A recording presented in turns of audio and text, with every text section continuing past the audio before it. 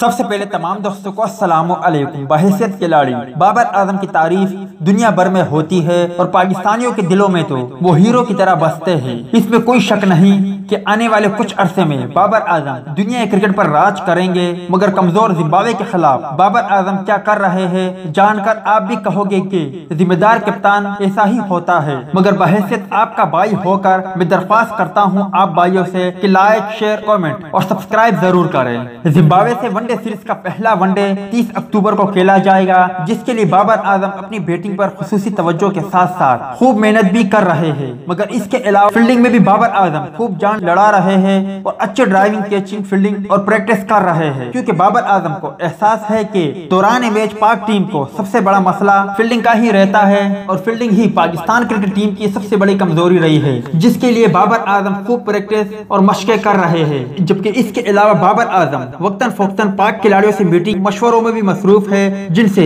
واضح ہوتا ہے کہ بابر اعظم کتنی ذمہ داری کا مظاہرہ کر رہے ہیں۔ اب امید ہے کہ جب دورہ زمبابوے کا اختتام ہوگا تو دنیا بھر میں ایک بار پھر بابر اعظم اور پاکستان کرکٹ ٹیم کے چرچے ہوں گے۔ انشاءاللہ ملتے ہیں کسی نئے ویڈیو میں، تب تک کے لیے اجازت دیجیے۔ اللہ حافظ۔